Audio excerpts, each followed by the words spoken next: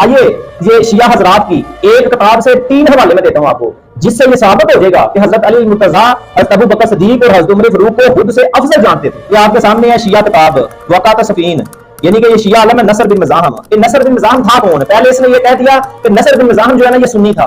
جب ان کے خلاف کسی شیعہ عالم کی عبارت آتی ہے نا، جب ان کے پاس اس کا تو جواب نہیں ہوگا تو پھر یہ کہہ دیتے ہیں جناب یہ تو سنی عالم ہے جو نصر بن مزاحم ہے۔ میں نے پچھلے بتایا تھا کہ یہ شیعہ کٹر امام ذہبی نے اپنی کتاب میزان الاعتدال میں لکھا ہے، یہ سامنے اسکرین پہ چل بھی رہی ہے۔ لکھتے ہیں کہ نصر بن مزاحم انتہا پسند شیعہ تھا، اور پھر آپ لکھتے ہیں یہ ایسا مورخ تھا جو صحابہ کے خلاف لکھتا تھا، اور پھر امام ذہبی لکھتے ہیں کہ یہ صحابہ کا دستار تھا اور حضرت سیدنا امیر معاویہ کی بے انتہا گستاخی کرنے والا تھا، یعنی یہ گستاخ صحابہ تھا۔ پتہ چل گیا نا کہ یہ نصر بن مزاحم شیعہ ہی تھا۔ تو یہ نصر بن مزاحم کی کتاب ہے واقعات صفین، اس میں 3 باتیں میں آپ کو دکھاؤں گا جس سے یہ ثابت ہو جائے گا کہ مولا علی المرتضیٰ جو شیخین کو خود سے افضل جانتے تھے، تو کیا حسن اللہ یاری تمہارا یہ حکم کفر جو ہے، کیا نعوذ باللہ استغفر اللہ معاذ اللہ تم بدبخت مولا کائنات پر یہ حکم کفر لگاؤ گے؟ یہ واقعات صفین اس کتاب کی پہلی عبارت، نصر بن مزاحم جو مصنف ہے اس کی پہلی عبارت دیکھیں، لکھا ہے ان افضلہم فی اسلامیہ، یعنی مولا کائنات کے بقول لکھا ہے، اپنے ہاتھ میں لکھتے ہیں حضرت علی رضی اللہ عنہ اپنے ہاتھ میں لکھتے ہیں کہ دین اسلام میں نبی صلی اللہ علیہ وسلم کے بعد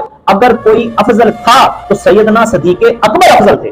دوسری عبارت اسی کتاب کی افضلہم زعمتم فی الاسلام، یعنی مولا علی فرماتے ہیں دین اسلام کے اندر اگر کوئی خیر ہوا تھا تو سیدنا صدیق اکبر تھے۔ اگر جی اسی کتاب کی جو تیسری عبارت ہے، ان مولا کائنات فرماتے ہیں ثم استخلف ابو بکر و عمر و احسن، یعنی یہاں تثنیہ جو جمع کا صیغہ ہے، فرمایا یہ دونوں بہترین انسان تھے، لا فی الامتی، کہ امت میں یہ دونوں بہترین انسان تھے۔ کون؟ استخلف ابو بکر و عمر، کہ ابو بکر و عمر، یہاں دیکھیں یہ احسن جو ہے نا یہ تثنیہ جمع کا صیغہ ہے کہ یہ دونوں امت میں بہترین انسان تھے، اور نیچے کیا لکھا ہے؟ احسن السیرت، اور سیرت میں اعلیٰ اور امت میں عدل و انصاف کرنے والے تھے۔